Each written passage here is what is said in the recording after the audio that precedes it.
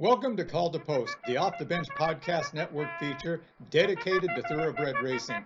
Hosting today's show will be Brandon Ferst, and Brandon will be joined by Raider Jim Martinez. Grab some paper, make some notes, enjoy yourselves. Let's talk thoroughbred racing. Riders up. What is up, everyone? Brandon Ferst, aka First Report, representing the First Off the Bench Podcast Network. Everyone comes off the bench. We are first. Welcome into another edition of the Call to Post, our weekly thoroughbred racing show here on the network. Myself, you can find me at First Report, FERST, and my co-host, Raider Jim Martinez. You can find him at Raider Jim 1090. Mr. Martinez, how you doing today? Hey, I'm doing great. Thursday afternoon, and we're going to be talking horse racing. And when we're done with that, we'll get a drink of water and then come back and talk about Sweet 16. But what's at hand right now is we are closing in on the Derby. By this time next week, we're into April, 4 weekends away, and wow, it's come that fast. Yeah, it seems like just yesterday we were, screaming down, whether it was Nick's Go or Monomoy Girl in the Breeders' Cup. Well, now it is just about time for the Derby. And you brought up, obviously, the Sweet 16. We'll be doing in the paint after that. Make sure you go and listen to that right after this. But we talked a lot, obviously, when you talk about college basketball and pretty much pre-2020, the bubble was those teams, or in this cases, horses that are on the bubble for the Kentucky Derby. And that's what a lot of these horses are. You're going to see, not all the time, but there's definitely, I think, Greatest Honor probably doesn't need to run one more race. It's, fantastic. But we're seeing some of the big, the horses that have already racked up their 50, 100-point wins get themselves ready for the Derby. But there's also been a lot like Spielberg and others who want to improve that resume. Unfortunately, when I was doing my research, I realized I'm missing something and dove in and realized that the Derby dream for Jackie's Warrior has moved on to be racing in May. That's at least the plan. So Jackie's Warrior, I tell you, this time last year, or at least 9 months ago, I would have called you crazy if we would have said the Derby would not have been ran without Jackie's Warrior, but that Absolutely. Is the case. Yeah, and at this point now, we're talking about the horses that are going to be ready to run, but let's look back at last week. Very interesting.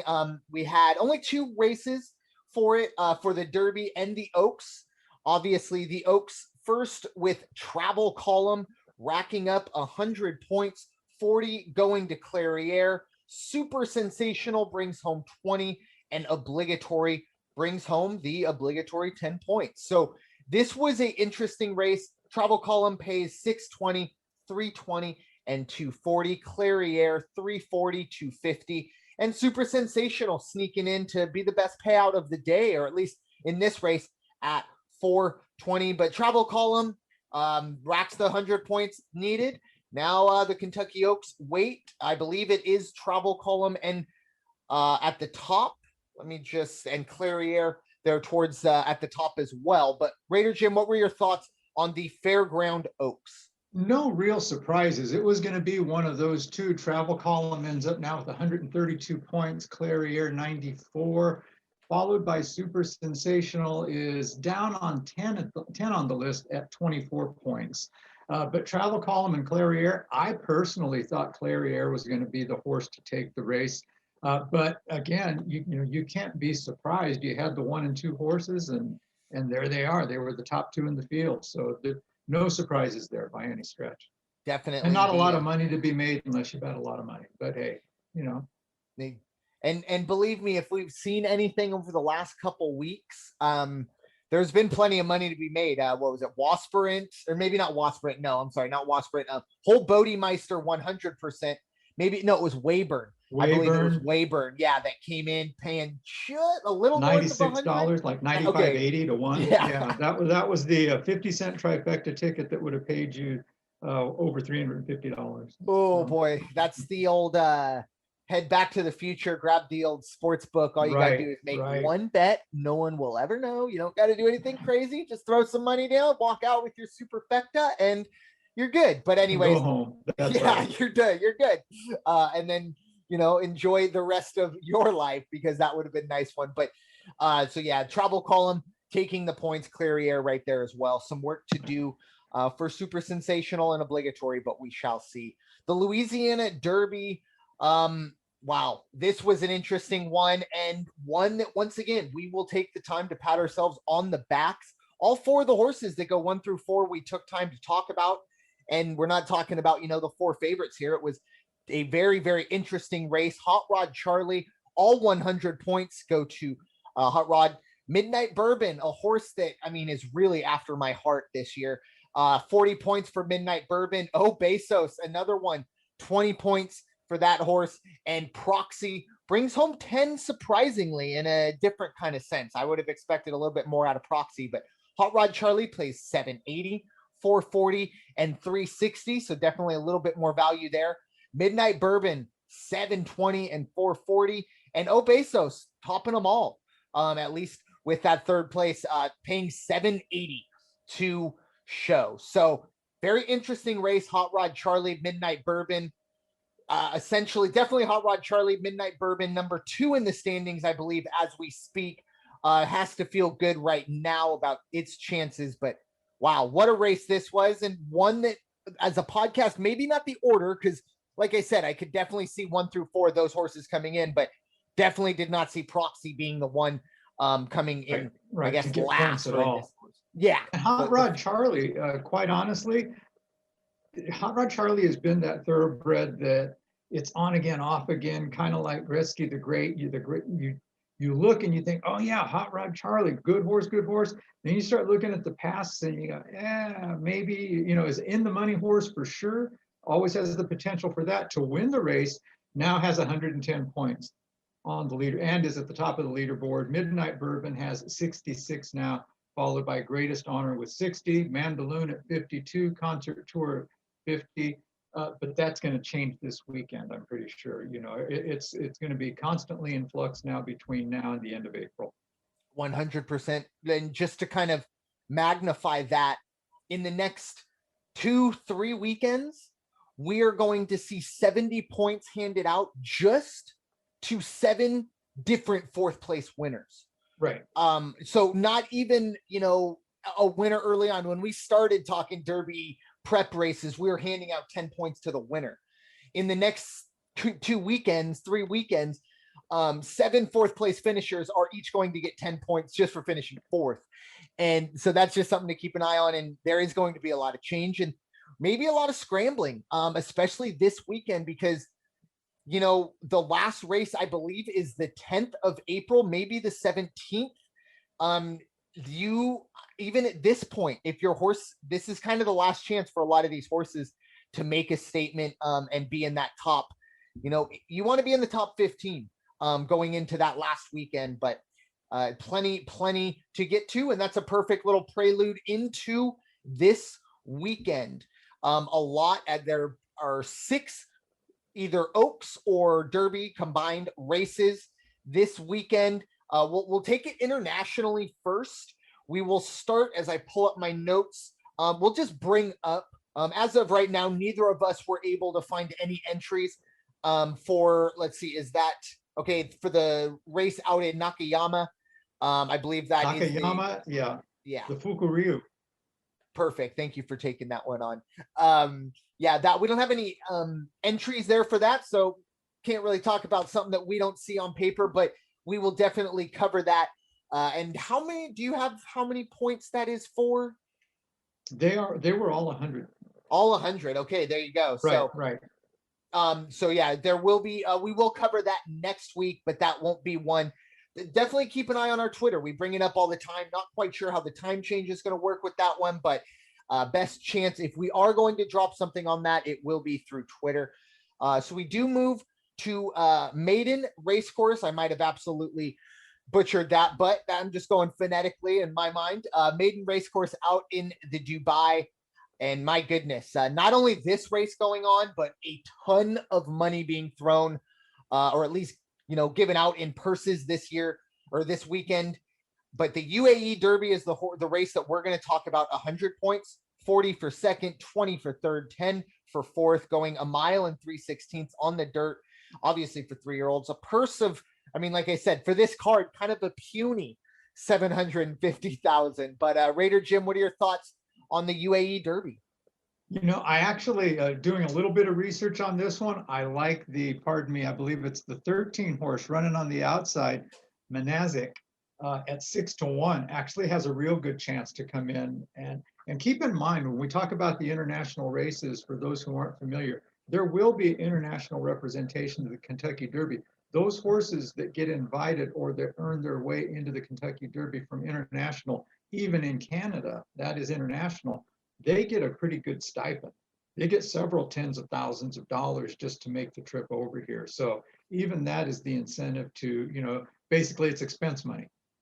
It's expense money to get the horse over here, safely. But Manazik, the 13 horse, also like Pink Kamehameha, not a bad horse running out of the 9 spot. And the favorite in this one is the number 8 horse, Panadol, at 9-2 right now. And 9-2 is actually the lowest of the odds that you're going to find in the field. It's, again, 13 horses. It's a pretty fair field.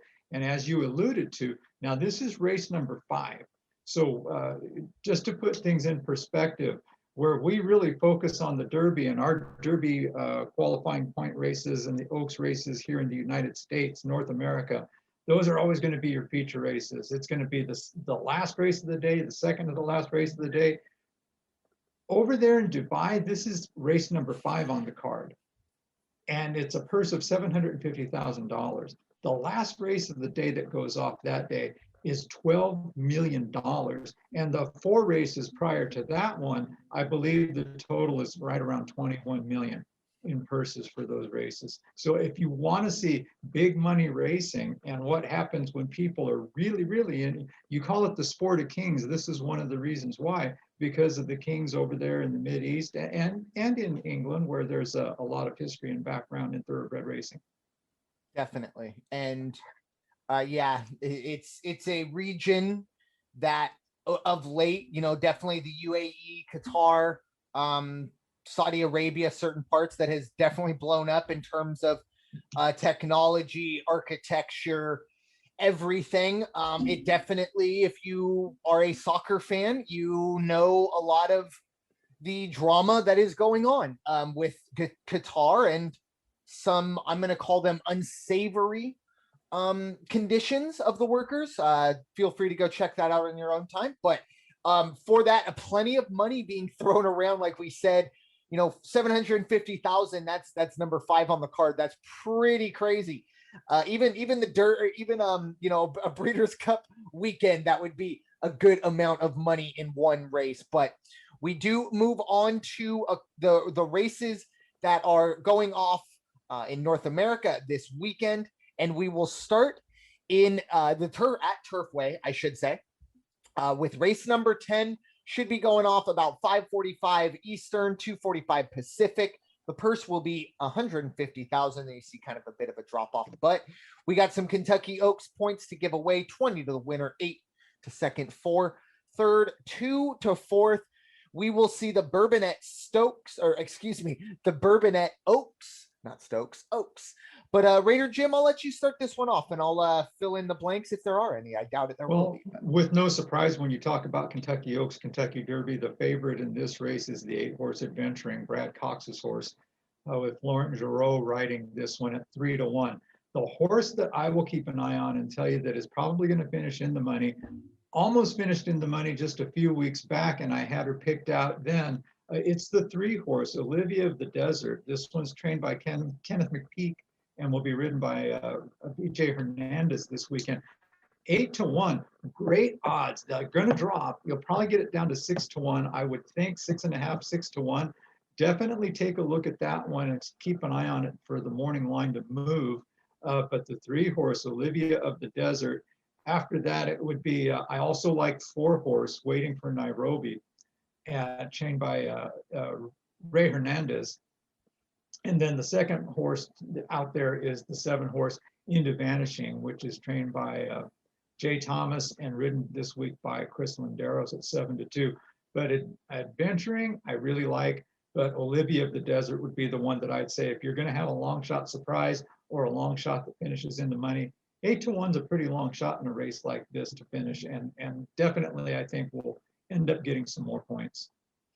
Definitely. I agree on both of those. I think there's a ton of value in the 3 and 4 horses with, Olivia of the Desert at 8-1. We look at, the last time out in the Honeybee wasn't amazing, but you go back to the Trapeze, went really well, ran very well. And then that was the kind of the beginning after it won its optional claiming. 8-1, I agree with you. I think that's going to drop a little bit, especially a Kenny McPeak horse. Wait for Nairobi. I hope will be kind of the benefactor of Olivia of the Desert's numbers dropping. Hopefully, maybe wait for Nairobi begins to work its way up. We'll see how that goes. This is a horse that won the Cincinnati Trophy running very well after struggling in its first 4 or 5 races. Yeah. Was I'm going to say below average, and I'm being as nice as I possibly can. And lately has figured it out. And it's maybe a bit of a step up in class going from the Cincinnati Trophy to this, but I like the odds. I'll pay a couple bucks to see what this horse does, but I agree with you on Adventuring. Adventuring is the top dog here in this situation. I do wonder, Into Vanishing is 7-2. I'm not terribly familiar with the transition from artificial or synthetic, whatever you want to call what Turfway has, to and I believe, or no, I'm sorry, yeah, Turfway. It's the rubber composite that they used out here at Del Mar, and I don't know if they're still using it at Santa Anita or not. When they went to it out here in Del Mar, there was a little bit of question because, be it coincidental or just coincidental, they seem to have a few issues with the horses that season when they first went to the rubber composite. Now, kind of like they did with artificial turf when they started putting it out on high school fields, and pretty soon kids were jumping up and down because people didn't realize that it was going to heat up the way it did, and so they had to find new ways to install it to make it more user friendly. And I'm sure they've worked out all those bugs, and I think for the area of where we're at, the geographic location out back east, I think they have worked it out. And that's also, that's the Turfway course, and that's what they're going to run the 11 race on as well. Definitely. So we'll see how that goes in terms of all that. But it's going to be a very, very interesting race for sure. I'm interested to see Candace O, another horse at 5-1. It's interesting to throw not only a horse that's been on the turf and been pretty good on the turf, ran well in a grade 3, not only moving it on to, the synthetic or at least off of the turf, but you're putting it into, a dirt race, or in this case, a synthetic race that is essentially for the division, the top of the heat, maybe not the top points being given out this weekend or even at all, but still a very high class to kind of make your dirt debut, or once again, your synthetic debut. So right. Interesting situation there. But Turfway, that will be race number 10, and those will be points for the Kentucky Oaks. So the Kentucky Oaks obviously will be ran on Friday, which is it'll be actually April 30th, because the first Saturday in May is also the first day in May. So May 1st will be the Kentucky Derby. The day before is the Kentucky Oaks, will be for the fillies. And that's where the Bourbonnette Oaks winner will get 40 points towards. So moving on to the Jeff Ruby Stakes. This is a grade 3, going 1 mile and 1/8. The purse is $250,000. We are racing for 100 Kentucky Derby points, 40 for second, 20 for third, and 10 for fourth. I will take the lead on this one, or at least go through what I like. The first one that jumps out to me is Hush of a Storm. Currently 4-1. This is a horse that's won 3 in a row. And last time out in the John Battaglia at 6-1, 6.5-1, 7-1, wherever you want to look, beat Like the King, beat Gretzky the Great, and did it as well as you can. A length and a half, you win in a prep race. you're going to feel good about that, especially when you're going off at 6.5 to 1, Absolutely. 4.5 or 4 to 1 right now. So obviously, not as much value. The other horse, as I go through, is kind of, I don't want to call it the West Coast power, because it's kind of moved to the east, or at least to Gulfstream of late, but it's Tarantino. Obviously made its debut in September at Del Mar, looked very good at 6 to 1, breaking its maiden, and has kind of been expected to be really good. The good news for Tarantino here, look, we're not at Gulfstream Park anymore. It's I hate to say it, but Greatest Honor kind of bullied Tarantino out of Gulfstream. Big time. Yeah, Holy Bull and the Fountain of Youth both went the same way. Greatest Honor beating Tarantino by 5 or more lengths. So, Tarantino maybe can look around and go, hey, Greatest Honor isn't here. That's the good news. The bad news is, if Tarantino wants to win the Derby, Greatest Honor is 100% going to be there. So Tarantino, like I said, maybe chased away from Gulfstream, ends up here, not a negative bad thing, but just throwing that out there. Couple others, Smiley Sabatka, I think at 15 to 1, we're looking at a huge overreaction from a pretty bad race. Not going to lie, he ran pretty bad at Tampa in February. But 15 to 1, I like that horse more than 15 to 1. So that's a horse to keep an eye on. And the 9 horse Hard Ride Guy, not a huge amount. I mean, has ran in this class with these horses, hasn't been a huge factor, but was, within a length of Hush of a Storm back in January. It wasn't optional claiming, but, hey, that is Hush of a Storm, which I already talked about. And this is a horse that finished 3 lengths off the lead from Hush of a Storm, finishing 4th behind Like the King and Gretzky the Great, and of course, Hush of the Storm. This horse is 10 to 1. I probably think it will go higher than that as well. Definitely worth a place show look. Those are just a couple horses I'm looking at. What about you, Raider Jim? Yeah, I'm with you. My favorite in this one is Hush of a Storm, hands down. And just running very, very well right now. And I don't see a change to that. Tarantino, this is almost a make or break race for this horse. The favorite now, 3 to 1, hometown favorite, home track favorite. But, the last 3 races that it ran, not good. Won the first race at Gulfstream, but then came in second, then came in 4th. So you saw the gradual decline there, which is not good. If you look on the Derby odds board right now, today's Derby odds, I don't know where you're going to find Tarantino, if you find Tarantino. So this is make it or break it. Get some kind of points to get your name out there, or you can probably assume that you're not going to be in the Derby unless you, by stroke of luck, have a couple good races in April. But Hush of a Storm, you have to talk about number 10, because we always do, and number 10 always makes us talk about them and then turns around and disappoints. Gretzky the Great, what's going to happen this time around? I don't know, but somebody sees something, because the track odds guys still have Gretzky the Great at 5 to 1, which I think is real generous given the performance of that horse of late.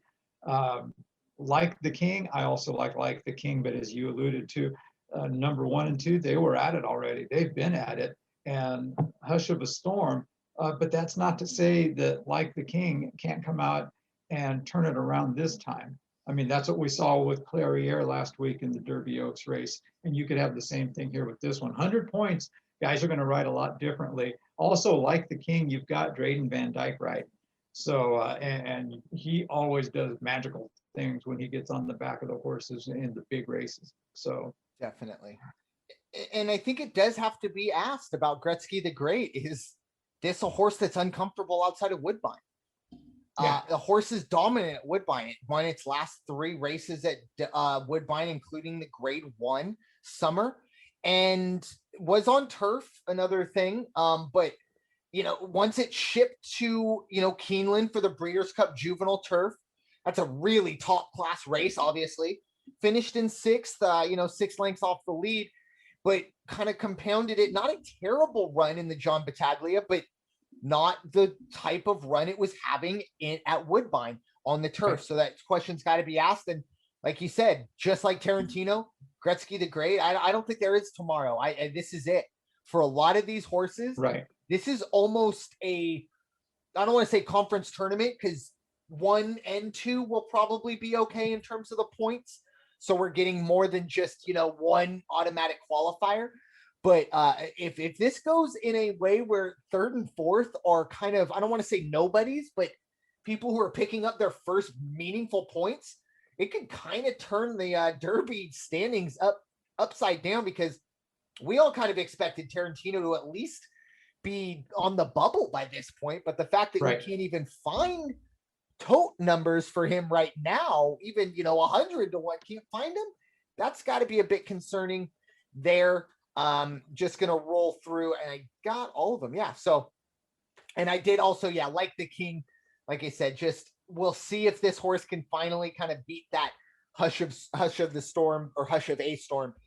But it's gonna be a big ask. That is for sure. Moving on to Gulfstream, and we will start first at with the, let's see. Oops, excuse me. Sorry. The Park Oaks. Yes, Gulfstream Park Oaks. There it is. Okay. It will be race 10. Race 12 going off at 5:17 approximately Eastern time. It's 2:17 Pacific. 200,000 for the winner, going 1.16 miles on the dirt for obviously 3-year-old fillies. So 100 points being given out to the winner towards the Kentucky Oaks, 40 for second, 20 for third, and 10 for fourth. Raider Jim, I'll let you start this one off. Yeah, favorite in this one, no surprise here. It's going to be number 3, Ken McPeek's Crazy Beautiful. Right now, Crazy Beautiful, number 8 on the point board with 28 points. Definitely going to score some points in this one. The 100 points, if it won the race, will put it up into second. But even another 40 is going to help it in its quest to get into the Kentucky Oaks. A horse out there that's really good is Con Lima, which you haven't seen a lot of, but Con Lima is running consistent races. You also have the other Ortiz. Juan Ortiz is going to be riding this one at 3-1. Another Ken McPeek horse. Wilmot has a horse in there, number 6, Mille Fuel. We'll leave it at that. The French pronunciation somewhere along the way. And Tyler Gaffalone is riding that at 7-2. The long shot in this one, if you wanted to look at a horse that you might have a chance, definitely has in the money potential, is that 7-horse Competitive Speed at 8-1 right now. But I don't see, I think it's going to be 1 and 3 is going to be the race that you want to watch, because they are going to go down to the wire in this one, I think. I agree. Pretty much on all of that. The 6-horse, we'll just call it, the French horse. I'm not even going to try it. Gaffleone will be hard enough for me to get out. But Tyler Gaffleone is aboard. I do wonder, I don't like to put a ton of credence or a ton of weight on one race, but that horse was really, really bad in the Devonna Dale. We're looking at 2 horses that you already talked about, Crazy Beautiful and Competitive Speed. Both were in that race and handle. I mean, that's a horse that lost by 22 lengths, folks. And it was Hold Bodemeister. Of course, we know it was a big upset, but this was a horse that was 3-1 in that race and lost by 22 lengths. So until I see something different, I can't. At 7-2, I'll let everyone else kind of deal with that. Competitive Speed, I really, really like the horse. My only question here is, what is the workload? Because this will be race number 4 already for Competitive Speed this year. Race number 7 overall, which isn't crazy, but 4 before we've hit, April, maybe an issue. But once again, I mean, the people who are around the horse every single day know a lot better than I do. But I do question whether or not you just have that extra oomph that these other horses do early on in the year. Crazy Beautiful for me. I'm not a huge 5-2 better, but if Crazy Beautiful stays at 5-2, wow, that might be one of the best values of the day.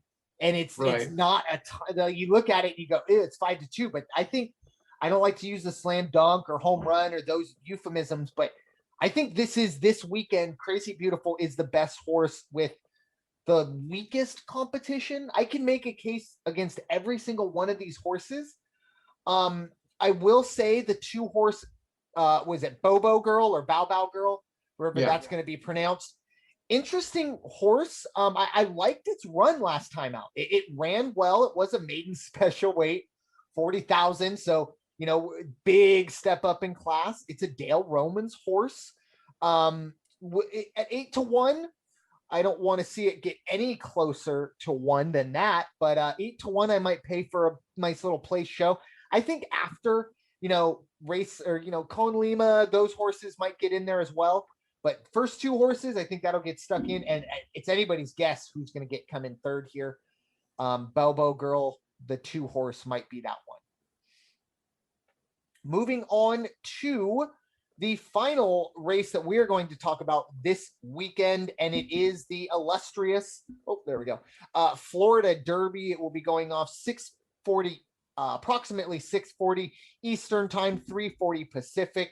750,000. Of course, also at Gulfstream Park, going 1 mile and an eighth on the dirt. 3-year-olds getting us going, and wow, this is the really kind of the big race of the weekend. And if you're going to talk about this race, you have to start with the 7-horse Greatest Honor. It's a horse that has, as I talked about, Tarantino. This is the horse that has bullied him out of Gulfstream, essentially, that I was kind of joking about. It won the Holy Bull, and it won the Fountain of Youth by a combined, 7 lengths. It's a horse that 20 points will get it in the Derby, more than likely. This horse is probably already in the Derby, but if this horse goes out and puts another 100 in, I think it will be a top 3 contender, at least according to the morning line odds. So keep an eye on that. It is 6-5. We'll see how that goes. Now, when we go through these races and through these horses, it's my job, and I had to. An old friend popped up again, and it's that 10-horse Spielberg. I don't know what to say about Spielberg. It seems like every time I'm down on Spielberg, he comes back and wins. Every time I'm back up on Spielberg, he has a less than performance. Last time out in the Southwest, didn't win, but ran really well. Wasn't fantastic in terms of, the distance, but essential quality was just really good that day. Still ran a 90 buyer. That's going to be worth something. Keep an eye there. And Known Agenda is another horse in here, the 5. To keep an eye on. You got Todd Pletcher and probably the best jockey in the world right now, Irad Ortiz. I think I'm really excited to see Known Agenda go up against Greatest Honor, but I think the best value of this entire race, and maybe this weekend, is the 1 horse. I'm sorry, Nova Rags might not be, the end all be all here, but 12-1. I mean, if a horse can be motivated by its odds, I think Nova Rags has to look at that and go 12-1. I mean, goodness gracious, I'm better than that. That's a horse that I hope stays in double digits to 1, but I don't think it will. But what are your thoughts on the Florida Derby? Well, I will tell you, you got to look at Greatest Honor and know Greatest Honor is the hands down favorite. Will probably win. Currently 3rd place in the points, has 60, so another 40 puts it over 100 into 2nd place. Would actually go into 1st place if it won the race with 160, because Hot Rod Charlie has 110. Now, every week I'll pick 1 horse. It's just like people look at you and say, are you absolutely out of your mind? And well, yeah, theoretically I am. But that it is number 1, Nova Rags.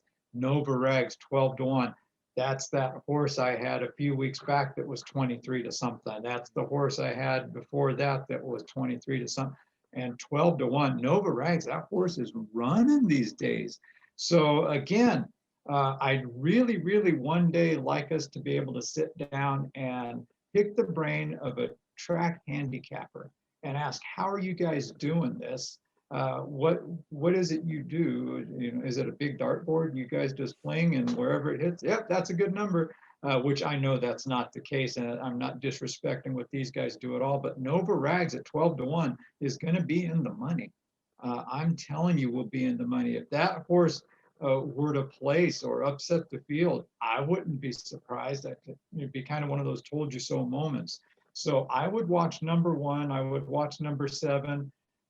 Spielberg burns me every time I say, probably not. It's just getting the Bob Baffert lean. And then it, finishes in the money or wins the race. But so 7, 10, and 1, but I wouldn't overlook Collaborate either. And that Collaborate is the 9 horse. One thing that jumped out to me, and this is according to DRF.com, Daily Racing Form, and I'm sure this is it, but I just wanted to kind of throw it out there just in case I may be off or whatever. But apparently Spielberg is going to be Bob Baffert's first ever Florida Derby starter. That's almost doesn't seem fathomable to me, but it is what it is. So I just wanted to throw that out there in terms of with Spielberg. That was definitely one that jumped and almost didn't seem not fair, but didn't seem real. But yeah, it's really weird to see Nova Rags. I could understand if this was a late breaking horse. You think, not great to see this horse have to start on the post when it's kind of a slow starter. Not the case. Nova Rags might be up there at the lead. I think Spielberg will also be up there towards the lead if they all have their say. But once again, that 10 starting spot with Spielberg, if he's not in that perfect little niche of 4 to 7 problems there for Spielberg. But this is going to be a very, very interesting race. But it would not surprise me at all to see Greatest Honor just kind of run away from the field. And if that happens, this will more than likely be the morning line favorite come May 1st, Derby Day. Yeah. And then oddly enough, it's little things you look at that really shouldn't stay in the back of your mind and you go, I wonder if that makes a difference or not. When it comes right down to it, Greatest Honor has booked just under $300,000 in winning money. Spielberg has booked over $350,000 in winning money. So that horse has actually won more. So, those little things you look at and go, so there's more value than what some people may think to say a Spielberg. And there may be more value than that 4 to 1. Yeah. And I'll just throw one more out there. I'm not quite sure where this horse's odds are going to go, but it's the 11 horse Papetu. It's a horse that was 19 to 1 in the Fountain of Youth. Was only 3.5 lengths off of Greatest Honor, a horse that we obviously have been talking about. Came in 3rd. And then I go back to the Mucho Macho Man Stakes, which is like the unofficial sire of the podcast. But that's a horse that ran 2nd as a 20 to 1 shot in top competition. So let's keep an eye on Papetu. If that number really starts to get rolling, maybe worth a look there. But 11, it's tough, especially when you have Spielberg on the inside. That's probably going to jump out to the lead. You're going to need a little bit of extra oomph to get up front, but we'll see. And good point you made on Spielberg being in the 10 spot, and can Spielberg get into a spot, get from the outside, come in a little bit where he might like to be, and that might play to the favor of Nova Rags getting the rail. Exactly. I think Nova Rags is set to win this race right now. I agree. It's almost kind of like they think it's Villanova and they're factoring in the fact that Gillespie's hurt. It's kind of crazy to me that this horse, I had to kind of refresh to make sure I wasn't right. Because if this horse was 2 to 1, I'd go, oh, wow, that might be a little high, but okay. That makes more sense to me than 12 to 1. Like I said, right. I'm looking around kind of, and I'm very glad that you kind of came in behind me and said the same thing, because I saw that and looked around like, is this real? Like, do I need to just go throw this in right now and somehow lock it in because somebody messed up? But it's going to be an interesting one. I will point out that this is a very, very good race. There's a lot of good talent. Even Spielberg on its best day might even get the win. But yeah, Nova Rags, hopefully it stays at 10, 12 to 1. But I don't think it will. I think it's going to get probably down to 4 or 5 to 1. I think there are going to be a lot of people who jump on that number very quickly and drive it down, but we shall see there. That's all I have for that race. And the 4 or the 6, I guess we talked about. Raider Jim, anything else from you, sir? I don't think so. I think we covered all of them. I just pulled up the clock, and we are 37 days and 2 minutes, 37 seconds away from post time at Kentucky Derby. Perfect. Yeah, it'll be oh wow, yeah, almost on the dot in terms of when this race would be going off. Yep. Yeah, it's going to be a very interesting run to the roses, if you will. Obviously, getting there is half the fun, right? Let's get these horses into Churchill. And you know, there's definitely, we talked about it a bit last night off the air. There might be a cloud or two floating around that we won't bring up just yet. Right. But if you are privy somewhat to a situation that I'm not going to, you know, lay out, just know that we are not worried about it, but we are conscious of a situation that could possibly be brewing around that time in the Louisville area, in the Right. greater Kentucky area, or the greater Louisville area. But hopefully that won't be an issue. And we'll get a Derby with some fans. I'm sure we won't see the normal, but we're going to see that kind of roar, at least somewhat muted. And it'll be 2 great days, in all honesty, because it's not just Derby Day, as we talked about. It'll be the Friday as well. It'll be the Kentucky Oaks. And like I said, for me last year, I look forward to the Kentucky Oaks more than I look forward to the Derby with, I think it was Swiss Skydiver versus Gamine, which was just an incredible run. And then right before Swiss Skydiver went on and won the Preakness, just like we called on this podcast. Yes, we don't pat our, yes, we did. That was one that I will scream from the mountaintops that we were a part of. Swiss Skydiver, we had that from a long way out. But with that, I thank you all very much for listening to this edition of the Call to Post, presented by the First Off the Bench Podcast Network. Everyone comes off the bench, but we are first. It is time for you all to go wash your hands and stop hating everybody. We will talk to you all very soon. Enjoy the races. Go get your shot. Be safe.